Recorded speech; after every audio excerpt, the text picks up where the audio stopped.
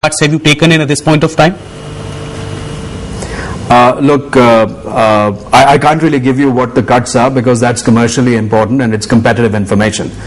People would love me to tell them what my rate list is.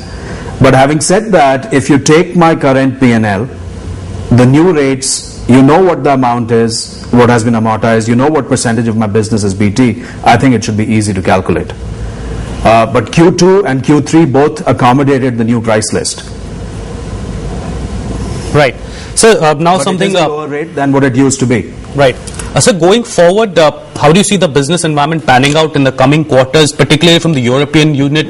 Again, there have been reports that BT, which is now set for a significant turnaround as well, the company is still not out with its Q3 numbers, but give us more sense, is there likely to be much more better pricing environment, much more better economic outlook when it comes to your top client overall outlook coming in, particularly from the European markets? Is that something you're looking forward to when it comes to the coming quarters, which could significantly bump up your revenue recognition as well?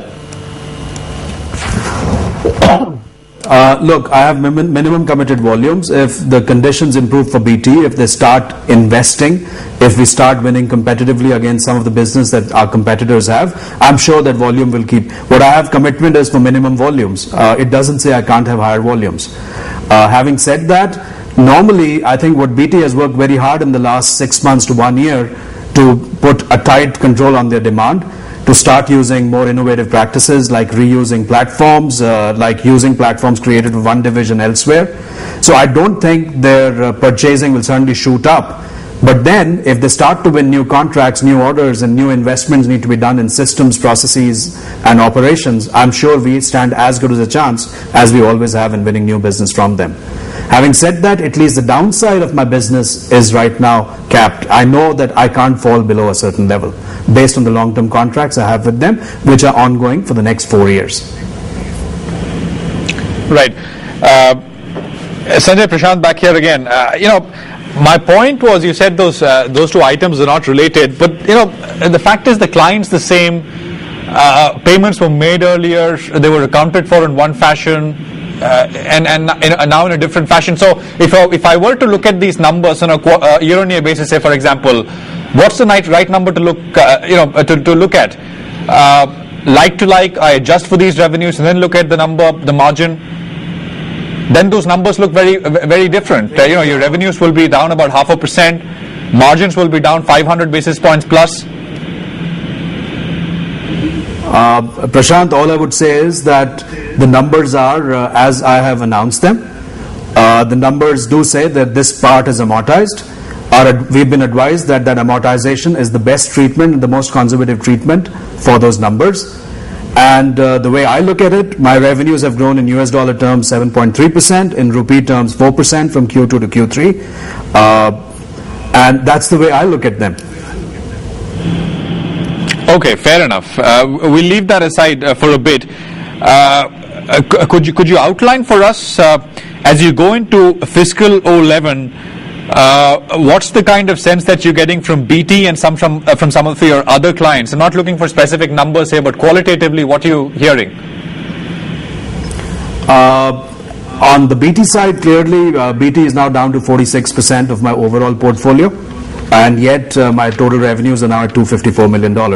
So on that front, as I said, I would like to keep reducing BT's concentration of my business. We have. In the last 1 year, it's gone from mid-60s to now mid-40s. Having said that, I would like them to keep growing because it's a very important customer and they give me real business with real margins. The non-BT part is interesting.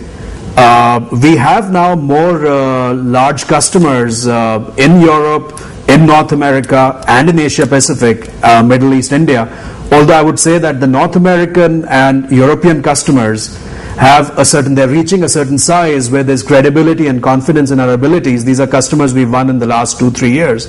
And we think with some of them, we'll start to scale up our relationship in the same way as we did with BT or with a very large North American customer.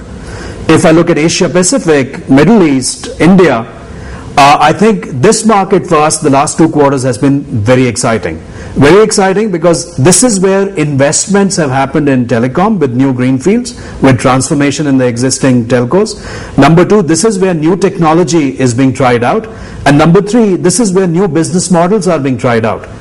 So I would say that if I divide the market for myself, I would divide it with my top 5, 6, maybe even 10 anchor tenants, where I have to keep delivering good value, good service, and keep growing them.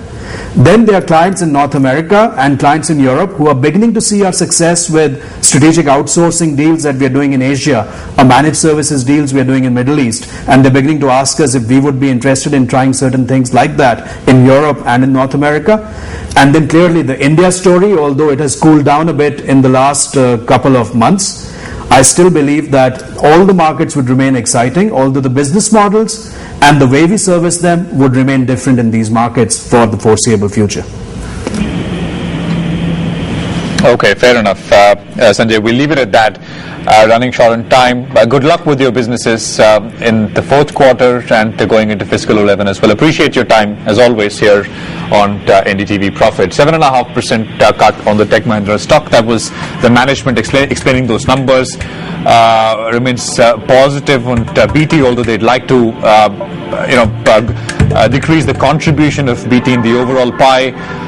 Remain positive on the non-BT side of business. The broader, bigger question, I think, which the market is paying attention to right now is the accounting for the revenues which have come from British Telecom on account of restructuring on some of the contracts. And I think the market is kind of keeping that aside, not assigning any valuations to that